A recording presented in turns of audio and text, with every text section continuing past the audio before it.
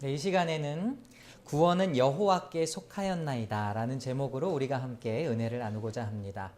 여러분, 요나 이야기는 굉장히 많이 아실 거예요. 그런데 요나 이야기에 대해서 굉장히 많이 안다고 하면 어떤 걸 많이 알아요? 네, 물고기 속에서 3일 동안 있다가 살아난 사건, 그 사건을 아마 가장 잘 아실 겁니다. 그런데 이 요나 이야기는 그런 놀라운 이야기도 물론 포함되어 있지만 그 놀라운 사건을 통해서 하나님께서 뭔가를 이야기하시고자 하는 바가 있겠지요. 우리가 함께 이 시간 살펴봤으면 좋겠습니다. 먼저 요나는 좀 몇 가지 특징이 있어요. 뭐냐면 다른 선지자들하고는 조금 색다른 그런 매력을 가지고 있죠. 어떻습니까? 다른 선지자들은 하나님께서 너는 가서 하나님의 말씀을 선포하라 라고 하면은 네, 알겠습니다 하고 가서 선포합니다. 그런데 요나는 어떻게 했어요? 네, 정반대로 도망가죠. 그것도 굉장히 큰 차이인데, 사람들이 잘 눈치채지 못하는 또 한 가지의 특징은 뭔지 아세요? 지금까지 어떤 선지자도 회개의 말씀을 선포했을 때 백성들이 움직인 적이 단 한 번도 없다는 거. 그런데 요나만 유일하게 하나님의 말씀을 선포했더니 그 땅의 백성들이 회개했다라는 거. 굉장히 놀라운 일 아닙니까? 네. 그래서 이 요나서 속에서 하나님께서 어떻게 역사하시는지를 우리가 파악하는 것이 굉장히 중요하고요. 그리고 이 요나서를 통해서 이 당시 이스라엘 백성들에게 하시고자 하셨던 말씀, 그리고 요나에게 하시고자 하셨던 말씀, 이것을 파악하는 게 굉장히 중요한 것 같습니다. 그래서 오늘 우리가 요나서 4장을 본문으로 뒀지만 사실 이 요나 이야기는 전체를 봐야 돼요. 우리가 한번 우리 교회에는 교회 처음 다니시는 분들도 계시기 때문에 제가 간략하게 설명을 한번 드리겠습니다. 자, 일단 1장 1절과 2절 보니까요. 여호와의 말씀이 아미떼의 아들 요나에게 임하니라 이르시되 너는 일어나 저 큰 성읍 니느웨로 가서 그것을 향하여 외치라. 그 악독이 내 앞에 상달되었음이니라 하시니라. 요 말씀이 있어요. 무슨 말이냐면 사실 니느웨는 이스라엘 땅이 아니었습니다. 그러니까 다시 말하면 이방 민족이었어요. 이방 민족이 사는 땅이었는데 하나님께서 갑자기 어느 날 요나에게 나타나셔가지고는 이방 땅에 가서, 그것도 이스라엘 백성과 원수지간에 있는 그러한 아수르의 수도 니느웨로 가서 회개의 말씀을 선포하라는 거예요. 요나의 마음이 어땠겠습니까? 옛날 우리 일제시대를 상상하면 돼요. 그 당시에 어떤 하나님께서 한국에 있는 선지자를 세우셔서 너는 일어나 일본의 도쿄로 가서 하나님의 말씀을 선포하라. 기분 좋을 사람이 누가 있겠습니까? 그런데 아무리 그렇다고 해도 그렇지, 여러분, 우리는 지금 은혜의 시대에 살고 있기 때문에 하나님이 굉장히 사랑의 하나님, 은혜의 하나님, 그렇게 와닿지 않습니까? 구약시대는 사실 그렇지 않았거든요. 하나님이 굉장히 너무나도 거룩하셔서 근접할 수 없을 정도로, 사실 그 이름을 한번 쓸 때마다 그 이름이 너무나도 거룩하고 부담스러워서 이 당시의 서기관들은 목욕을 한번 하고 이름을 쓰고 이렇게 했을 정도라고 하니까, 그럴 정도로 하나님을 경외하고 두려워하는 마음이 컸는데, 그럼에도 불구하고 요나가 지금 반항을 한 거예요. 지금 이스라엘 땅을 기준으로 했을 때 니느웨는 동편에 있습니다. 그런데 요나가 일부러 반대편 다시스로 가는 배를 타게 되죠. 서편, 지금으로 말하면 스페인 지역입니다. 그쪽으로 가는 배를 타게 돼요. 자, 3절 보니까 다시스로 도망하려 하여 욥바로 내려갔더니 이렇게 나오지 않습니까? 그리고 나서 어떻습니까? 배를 타고 가는데 갑자기 광풍이 일어요. 그래서 사람들이 이게 무엇 때문인가 하고선 나중에 제비를 뽑았더니 이게 요나 때문이라고 이야기를 합니다. 그래서 무엇 때문에 지금 이런 일이 일어났냐 했더니 요나가 대답합니다. 1장 9절에 보니까 그가 대답하되 나는 히브리 사람이요 바다와 육지를 지으신 하늘의 하나님 여호와를 경외하는 자로라 하고 이렇게 이야기를 합니다. 요나는 사실 자기 자신의 정체성도 굉장히 잘 알고 있었고 그리고 동시에 하나님이 누구신지도 잘 알고 있었던 사람이에요. 우리가 흔히 생각했을 때 요나가 매우 반항이 심해서 신앙이 얕았다고 생각할 수 있지만 사실은 요나만큼 하나님을 잘 아는 사람이 없었습니다. 이것은 제가 조금 이따가 살펴보겠고요. 지금 어쨌든 요나가 자신의 정체에 대해서 밝히고 나서 자신을 바다에 던지라고 합니다. 그러면 이 배가 살 것이다 이렇게 얘기를 하는 거예요. 요나가 얼마나 니느웨로 가기 싫어했는지 여러분 아시겠습니까? 지금 단순히 사건은 나를 바다에 던지면 너희들이 살 것이다 라고 했지만 뒤집어서 생각해 볼까요? 요나도 그리고 뱃속에 있는 사람들도 살 수 있는 방법이 있었어요. 그건 뭐냐면은 요나가 더 이상 고집만 안 부리면 돼요. 하나님 잘못했습니다. 다시 니느웨로 갈게요. 이렇게 하면은 광풍이 멈추지 않았겠어요? 그런데 요나는 그렇지 않았다는 거예요. 왜요? 죽을 만큼 그 성읍에 가는 게 싫었으니까. 그렇죠? 이렇게 이야기할 수 있죠? 그리고 결국에 바다로 빠졌고 하나님께서 예비하신 물고기에 잡혀 있다가 3일 동안 그 안에 있다가 이제 2장의 내용은 그 요나가 회개 기도하는 내용이에요. 그래서 오늘 제목을 이 2장 9절에서 사실 땄어요. 2장 9절에 보니까 나는 감사하는 목소리로 주께 제사를 드리며 나의 서원을 주께 갚겠나이다. 구원은 여호와께 속하였나이다. 구원은 여호와께 속하였다라는 그 고백을 하고 그리고 물고기에서 토해냄을 당하게 되죠. 그리고 나서 이제 3장에 가면은요. 하나님께서 똑같은 명령을 다시 한번 던지십니다. 3장 1절과 2절 보니까 여호와의 말씀이 두 번째로 요나에게 임하니라 이르시되 일어나 저 큰 성읍 니느웨로 가서 내가 네게 명한 바를 그들에게 선포하라 하신지라 그랬어요. 근데 요나가 이번에는 순종을 합니다. 순종을 하긴 하는데 요나의 태도를 보니까 적극적으로 순종한 것 같지는 않아요. 왜냐하면 3장 3절에 보면은 요나가 여호와의 말씀대로 일어나서 니느웨로 가니라. 니느웨는 사흘 동안 걸을 만큼 하나님 앞에 큰 성읍이더라 이렇게 이야기를 했죠. 그 성읍이 얼마나 컸는지 3일 동안 걸어야 이 끝에서 저 끝으로 갈 수 있는 그만한 크기였다라는 거예요. 근데 요나는 어떻게 했을까요? 4절을 보니까 요나가 그 성읍에 들어가서 하루 동안 다니며 외쳐 이르되 40일이 지나면 니느웨가 무너지리라 하였더니 이렇게 얘기를 했습니다. 여기서 지금 두 가지의 이상한 점이 발견돼요. 하나는 뭐냐면은 이 큰 성읍을 요나가 하루 동안 다녔다는 거예요. 이 큰 성읍을 하루 동안 다니려면 어떻게 해야 됩니까? 빨리 달려야겠죠? 그런데 요나를 보니까 그랬을 것 같지는 않아요. 그냥 그 마음에 대충 하루 정도 걸으면서 하나님 말씀을 선포한 겁니다. 근데 뭐라고 선포했냐면은 40일이 지나면 니느웨가 무너질 것이다. 여러분 선지서를 보면요. 일정한 형식이 있습니다. 어떤 형식이 있냐면은 너네 망할 거야. 그 다음에 말이 더 중요해요. 그러니까 회개해. 이 메시지가 훨씬 더 중요합니다. 그렇지 않겠어요? 근데 요나는 그 뒤에 있는 메시지 쏙 빼먹어요. 그리고 재앙만 선포합니다. 40일이 지나면 니느웨가 무너질 거야. 그런데 여러분 여기에서 역사가 일어났어요. 역사상 그 어떤 선지자도 해내지 못했던 것을 요나가 해냅니다. 그 어떤 심지어 이스라엘 사람들도 선지자의 말에 귀 기울이기를 즐겨하지 않았는데 이 니느웨의 사람들이 5절 보니까 하나님을 믿고 금식을 선포하고 높고 낮은 자를 막론하고 굵은 베옷을 입었다. 굵은 베옷은 제가 예전에도 설명드린 적이 있는데 언제 입는다고요? 회개할 때 입는 옷입니다. 베옷은 까끌까끌해요.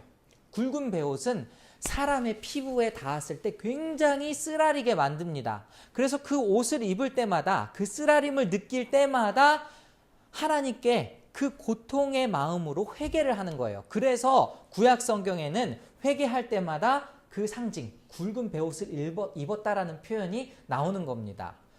그런데 이 회개 운동이 얼마나 크게 일어났냐면요. 왕이 조서를 내려가지고 자, 8절 보니까 사람이든지 짐승이든지 다 굵은 베옷을 입을 것이요 힘써 하나님께 부르짖을 것이며 각기 악한 길과 손으로 행한 강포에서 떠날 것이라 한 거예요. 그랬더니 결과가 어떻게 되었다고요? 9절에 보니까 하나님이 뜻을 돌이키시고 그 진노를 그치사 우리가 멸망하지 않게 하시리라. 그렇지 아니하실 죄송합니다. 하나님이 그들이 행한 것 10절을 읽어드릴게요. 10절 하나님이 그들이 행한 것 곧 그 악한 길에서 돌이켜 떠난 것을 보시고 하나님이 뜻을 돌이키사 그들에게 내리리라고 말씀하신 재앙을 내리지 아니하시니라. 어떻게 됐어요? 재앙이 안 내렸죠? 자, 이제 오늘 드디어 이제 어떤 일이 일어나는가는 이 배경이 충분히 머릿속에 있은 다음에 들어야 이해가 갑니다.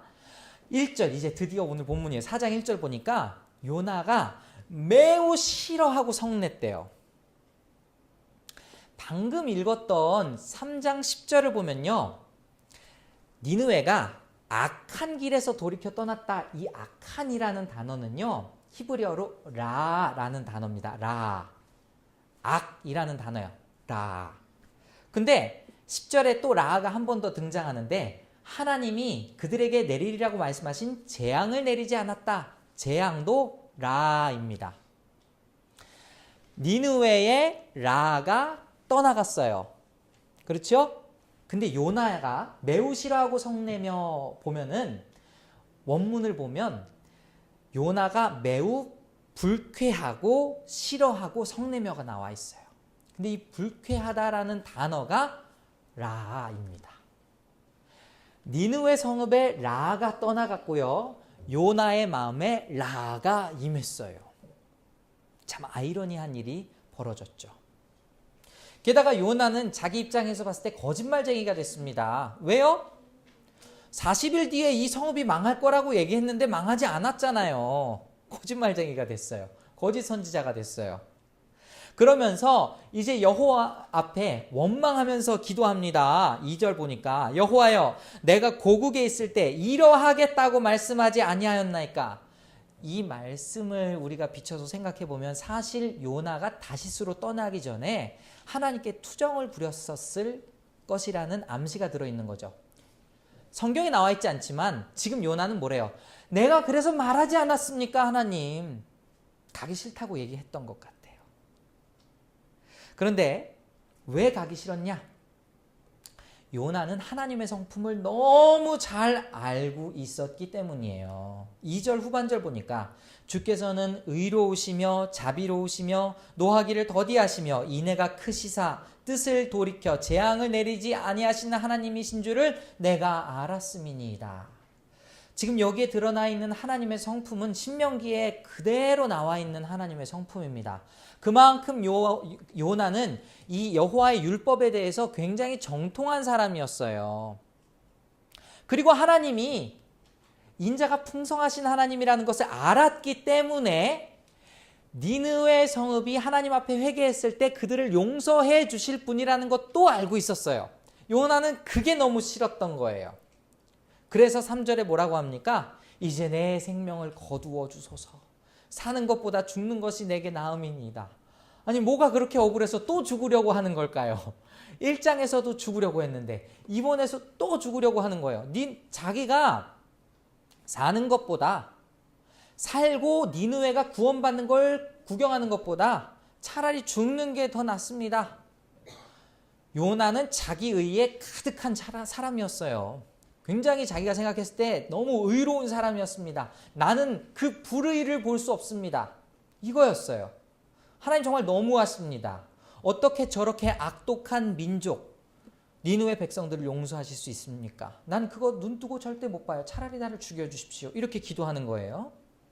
그때 하나님이 말씀하십니다. 4절 우리 한번 같이 읽어볼까요? 4절 시작.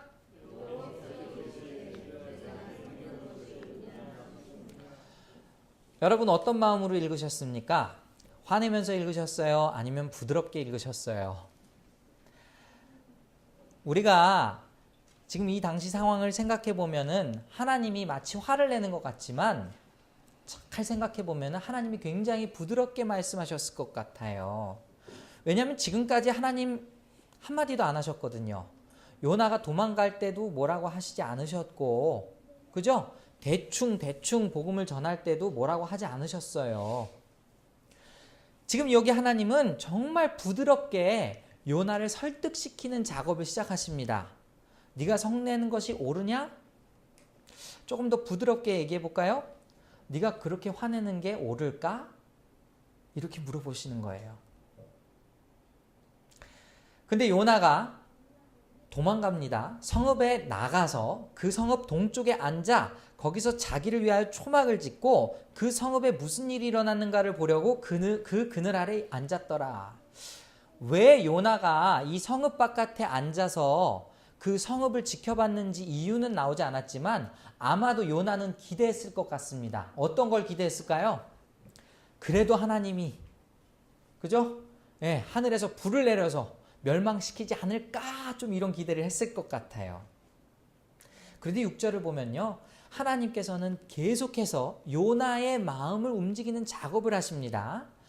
6절 보니까 하나님 여호와께서 박넝쿨을 예비하사 요나를 가리게 하셨으니 이는 그의 머리를 위하여 그늘이 지게 하며 그의 괴로움을 면하게 하려 하심이었더라.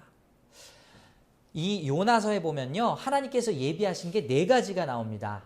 첫 번째는 아까 바다 물고기, 두 번째는 지금 박넝쿨입니다. 그리고 나중에 세 번째, 네 번째는 뭐냐면은 벌레하고 동풍이 불게 해요. 하나님께서 지금 이 모든 장치들은 다 요나를 위해서 마련하신 거죠. 자, 지금 그 중동의 태양볕에서 요나가 이 박넝쿨의 그늘로 인해서 어떻게 이야기하고 있습니까? 6절에 맨 마지막 보니까 크게 기뻐했대요. 여러분, 성경에서 요나는요, 자기가 구원받았을 때도 기뻐했다라고 말한 적도 없고, 그리고 니느웨가 구원받았다고 얘기했을 때도 기뻐한 적이 단 한 번도 없습니다. 그런데 지금 여기에서는 그늘, 고작 그 하찮은 그늘 하나만 가지고 이렇게 크게 기뻐하는 거예요. 아이러니하지 않습니까? 아까 4장 1절에는 매우, 여기 지금 매우라는 말과 크게 기뻐했다, 이 똑같은 단어를 또 사용하고 있어요. 니느웨가 구원받을 때는 그렇게 화를 내더니 자신의 머리에 그늘이 가리울 때는 그렇게 기뻐합니다. 그때 하나님이 또 벌레를 예비하셨어요. 이튿날 새벽에 박넝쿨을 갉아먹게 만드셨어요. 여러분, 박넝쿨이 자기의 머리에 그늘로 드리웠을 때에만 해도 아마 요나는 이런 생각을 했을지도 모릅니다. 여러분, 박넝쿨이 하루 만에 이렇게 크게 자라는 거 보신 적 있으세요? 없으시죠? 이것도 하나님의 특별한 역사거든요. 요나가 이 하나님의 특별하신 역사를 경험한 다음에 아마도 그 마음속에 하나님이 이제 나랑 화해하자고 하시는구나, 이렇게 생각했을지도 모르겠어요. 그래서 기뻐했는지도 모르겠습니다. 그런데 갑자기 벌레가 등장해서 그 다음날 새벽에 박넝쿨을 갉아먹었어요. 이것도 놀라운 일이죠. 또 8절에 해가 뜰 때 하나님이 뜨거운 동풍을 예비하셔서 요나의 머리에 쪼임에 요나가 혼미하여 스스로 죽기를 구하여, 요나는 툭하면 죽고 싶은가 봐요. 또 죽기를 구하여 이르되 사는 것보다 죽는 것이 내게 나으니이다 하니. 그러면서 하나님이 요나에게 말씀하셔요. 네가 이 박넝쿨로 말미암아 성내는 것이 어찌 옳으냐. 아직도 요나는 고집을 꺾지 않습니다. 내가 성내어 죽기까지 할지라도 옳으니이다. 그때 여호와께서 이르시되 네가 수고도 아니하였고 재배도 아니하였고 하룻밤에 났다가 하룻밤에 말라버린 이 박넝쿨을 아꼈거든. 11절 너무 중요하니까 우리 또 같이 한번 읽어보겠습니다. 시작. 하물며 이 큰 성읍 니느웨에는 좌우를 분변하지 못하는 자가 12만 명이요 가축도 많이 있나니 내가 어찌 아끼지 아니하겠느냐 하시니라. 여러분, 잘 보시면요, 하나님의 이름이 잠깐 살짝 바뀐 적이 있습니다. 뭐냐면 4장 2절 보니까 여호와께, 여호와여 이렇게 나오지 않습니까? 4절 여호와께서 이렇게 나오지 않습니까? 여호와라는 것은요, 특별히 하나님과 이스라엘의 언약 백성 사이에 있는 관계를 나타낼 때 주로 여호와라는 단어를 사용합니다. 그리고 6절에서 갑자기 전환이 되죠. 하나님 여호와께서 라고 나오죠.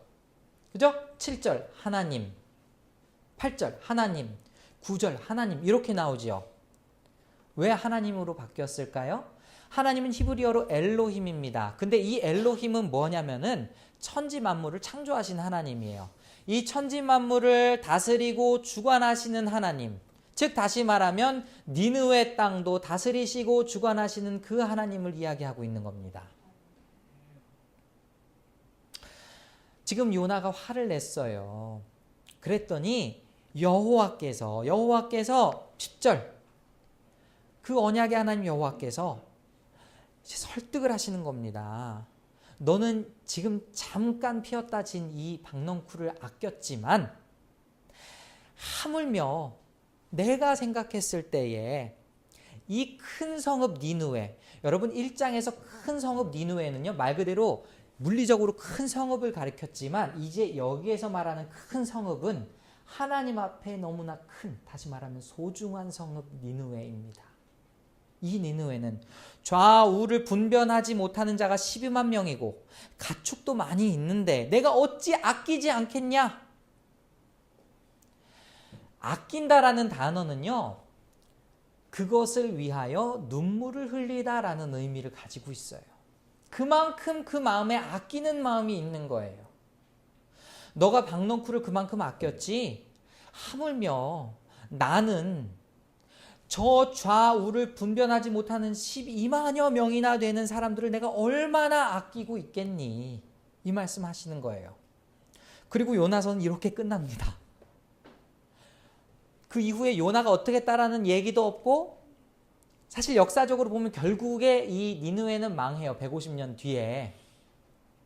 하지만 이 요나가 살아있을 때 그 망함을 경험하지는 않지요. 자, 우리가 이제 이 요나서의 스토리를 쭉 이해를 했다면 그럼 우리가 이 말씀을 통해서 무엇을 알 수 있겠습니까? 이 요나서가 써 있는 기록의 목적이 있어요. 첫 번째는 성경은 누구를 위해서 썼습니까? 그 당시 구약 성경이라고 한다면 구약 성경은 이스라엘 백성들을 위해서 쓰여졌겠지요. 다시 말하면 야, 이방 민족들도 내 이야기를 듣고 회개했는데 너희들은 왜 이렇게 회개 안 하는 거야? 이 말씀을 하시고 싶은 하나님의 마음이 들어있죠. 두 번째는 뭡니까? 정말 니느웨 성읍을 구원하시려는 하나님의 계획이 있었다라는 거. 세 번째는 뭔지 아십니까? 요나에게 하나님에 대해서 알려주시는 이야기예요. 여러분, 요나가 생각했을 때에 왜 니느웨는 벌받아야 마땅하다고 생각했을까요? 그들이 너무나 악했기 때문에. 그런데 여러분, 그런 식으로 따져보면 우리는 구원받을 자격이 있는 사람들입니까? 그렇게 따진다면 이스라엘 백성들은 하나님 앞에 구원받아 마땅한 민족입니까? 그렇지 않지요. 하나님의 마음을 오해했어요. 너무 하나님의 공의의 성품만 보다 보니까 하나님이 사랑의 하나님이라는 것을 잊어버렸다라는 거예요. 그러니까 니느웨는 내가 생각했을 때, 하나님 말고 내가 생각했을 때 멸망받아야 마땅한 곳이죠. 신약 성경에 가면 이렇게 하나님 아버지의 마음을 오해한 사람들이 종종 등장합니다. 대표적으로 마태복음 20장에 가면은요, 포도원 품꾼의 비유가 등장해요.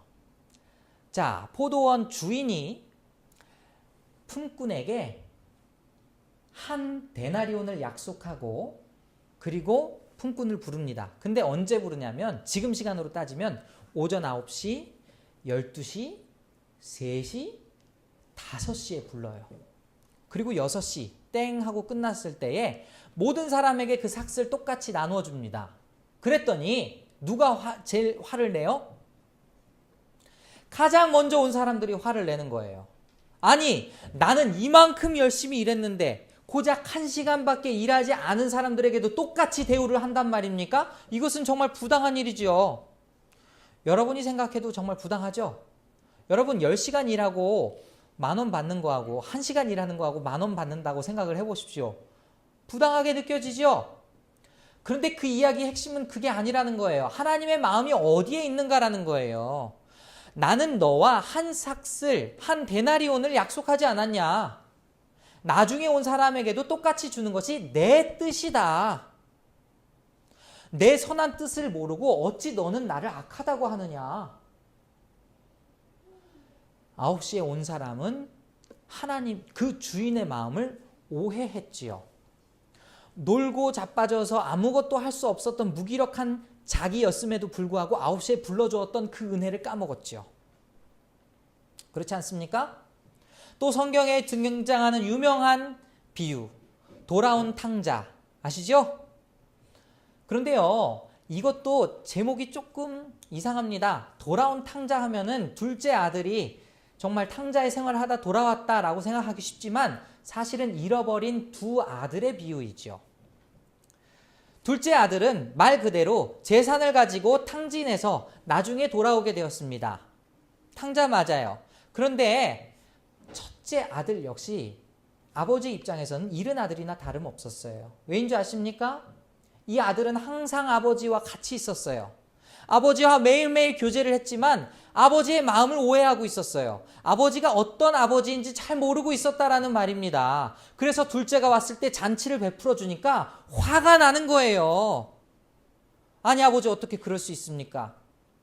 난 아버지 옆에서 얼마나 열심히 일을 하고 아버지의 말씀에 얼마나 순종을 했는데 저렇게 창녀와 놀고 방탕하게 보냈던 이 둘째 아들이 온다니까 나한테 베풀어 주지도 않았던 잔치까지 베풀어 주고 너무 억울합니다. 그런데 아버지의 마음은 그게 아니었어요. 마찬가지입니다.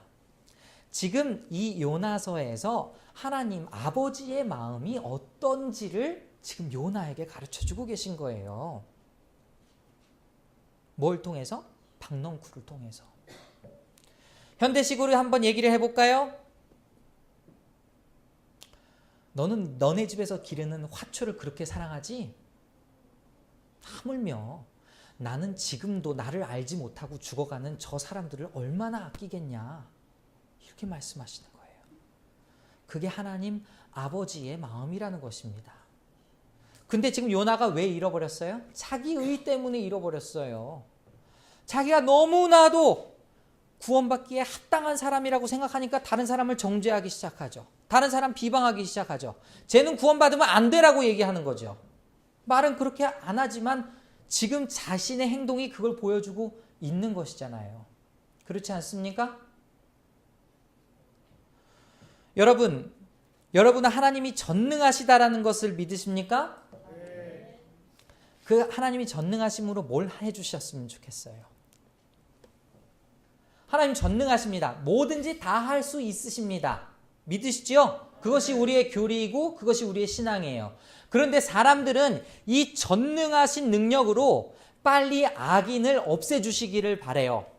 이 전능하신 능력으로 빨리 내 앞에 있는 어려운 일들이 사라지기를 바랍니다. 그렇죠? 그런데 하나님은 성경을 보니까 전능하신 능력으로 뭘 하시는지 아십니까?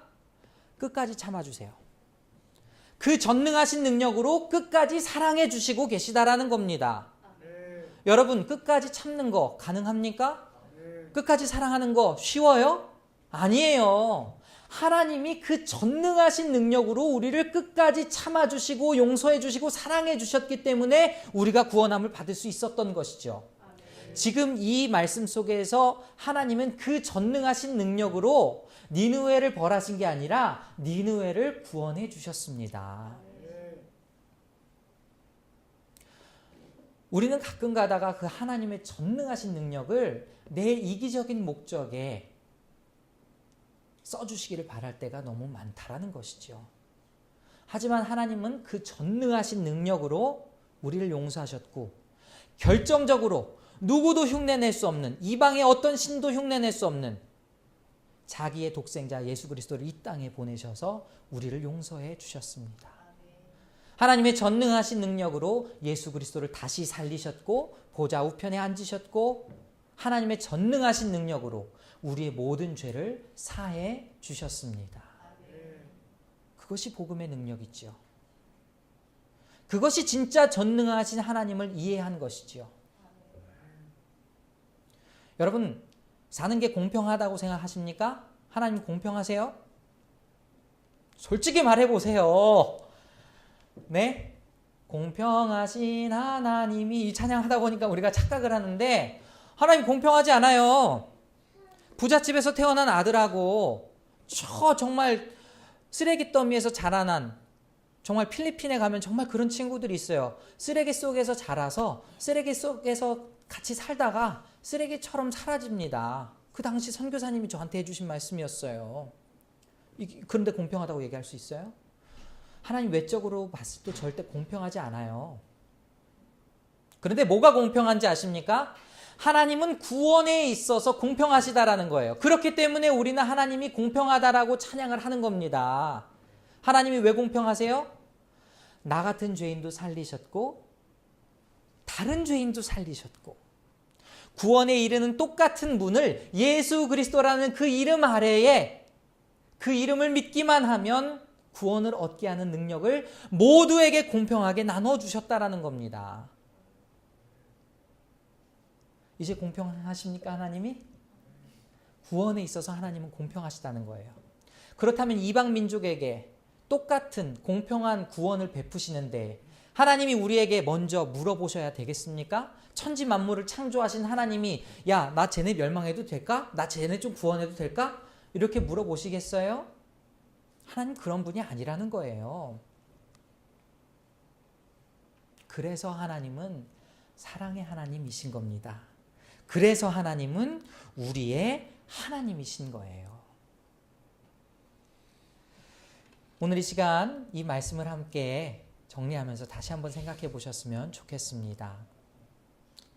여러분, 니느웨 백성들이 아무리 요나의 눈에 악독하고 벌받아야 마땅한 민족이라고 생각했을지라도 하나님께서는 그들마저도 사랑하고 구원받기를 원하세요. 에스겔서 33장 11절 보니까 이렇게 써 있어요. 너는 그들에게 말하라. 주 여호와의 말씀이니라. 나의 삶을 두고 맹세하노니 나는 악인이 죽는 것을 기뻐하지 아니하고 악인이 그의 길에서 돌이켜 떠나 사는 것을 기뻐하노라. 이스라엘 족속들아 돌이키고 돌이키라. 너희 악한 길에서 떠나라. 어찌 죽고자 하느냐 하셨다 하라. 이게 하나님의 마음이에요. 아무리 악한 악인조차도 구원받기를 원하는 게 하나님의 마음이라는 겁니다. 그 마음으로 세상을 바라보면 지금 당장에 지옥에 떨어져야 될 것 같은 그런 사람일지라도 우리가 하나님의 마음을 품으면 기다려줄 수 있어요. 우리가 하나님의 마음을 품으면 그들을 위해서 기도해 줄 수 있다라는 것입니다. 문제는 우리가 아직도 우리의 마음을 가지고 있다라는 거예요. 우리의 자아가 너무 강해서 우리의 의가 너무 강해서 쟤들은 빨리 지옥에나 가야 마땅한데 이렇게 생각을 하는 겁니다. 그러나 오늘 이 말씀을 통해서 보여주시는 하나님은 어떤 분이시냐? 악인조차도 기다리시고 기다리셔서 마침내 용서하고 하나님과 화목하게 되기를 원하신다라는 것이에요. 여러분 그 하나님의 성품을 기억해 주시기 바랍니다. 그리고 두 번째로 하나님은 전능하신 하나님이라고 했어요. 그런데 그 전능하신 하나님은 전능하신 능력을 우리를 향하여 인내하시고 자비하시고 용서하시고 마침내 구원하시는 데 쏟아부으시는 하나님이에요. 여러분 편애하는 거 싫어하잖아요. 누구는 잘해주고 누구는 못해주는 거 싫어하시잖아요. 근데 여러분은 왜 하나님께 똑같은 걸 바라시는 겁니까? 왜 그리스도인은 잘되게 해주세요 하면서 악인들은 망하게 해주세요 하는 겁니까? 하나님이 봤을 때 하나님이 지으신 똑같은 자기의 자녀들인데 그건 어떻게 보면 편애예요. 하나님이 여러분도 기다려 주셨듯이 그들도 기다려 주시기를 그렇게 기도하는 것이 하나님의 성품, 하나님의 마음을 닮은 기도인 줄 믿습니다. 그렇게 될 때 역사가 일어난다는 거예요. 아까 말씀드렸듯이 여러분, 하찮은 것에, 우리 피조물에 정말 우리의 마음을 쏟고 정성을 쏟고 사랑하지만 하나님은 지금도 하나님을 찾지 못해 방황하며 좌우를 분별하지 못하는 그런 사람들을 불쌍히 여겨주고 기다려주고 계신다라는 것입니다. 그 하나님의 마음을 기억하시기 바랍니다. 마지막으로 여러분, 전해야 돼요. 요나가 어떻게 했습니까? 대충 했어요. 복음 대충 전했어요. 근데 역사를 일으키시는 분은 하나님이셨다라는 거예요. 그렇지 않습니까? 우리는 때로는 용기가 없어서, 때로는 이 핑계 저 핑계를 대면서 복음을 전하지 않을 때가 너무나도 많다라는 거예요. 하지만 여러분, 구원은 하나님께 달려있는 것입니다. 우리의 사명은 어디까지예요? 전하는 거예요. 일단 전하는 거예요. 그리고 그들을 위해서 기도하는 거예요. 그렇게 되었을 때 하나님께서 오늘날 지금 이 당시에 니느웨 성읍이 변화되었던 것처럼 우리 주변의 많은 사람들을 변화시켜 주실 줄 믿습니다. 하나님은 보이지 않는 손길로 보이는 사람을 통해 역사를 하고 계세요. 여러분이 그 하나님의 손에 붙들려서 주님 앞에 쓰임 받기를 간절히 소원합니다. 우리 시간 잠깐 합심해서 기도할까요? 오늘 주신 말씀을 놓고 잠깐 기도하도록 하겠습니다. 하나님, 내가 하나님의 성품을 오해했습니다. 하나님의 마음을 이해하지 못했습니다. 그리고 너무나도 이기적으로 하나님께 때를 썼습니다. 주님, 용서하여 주시옵소서. 주님은 그 전능하신 능력으로 나를 구원해 주셨는데 내가 구원을 받고 나니 그 전능하신 능력을 나의 이기적인 욕심으로 채우려고 했습니다. 하나님, 용서해 주시고, 그리고 또한 하나님, 정말 내 주변에 있는 사람들, 좌우를 분별하지 못해 하나님을 바라보지 못하는 그 안타까운 사람들, 하나님 구원하여 주시옵소서. 저를 구원의 도구로 사용하여 주시옵소서. 이렇게 이 시간 말씀에 도전을 받으신 분들, 정말 그 각자의 하나님 주신 음성대로 잠시 합심해서 기도하도록 하겠습니다. 사랑하는 아버지, 이 시간 우리의 마음을 하나님 앞에 내려놓습니다. 주님, 용서하여 주시옵소서.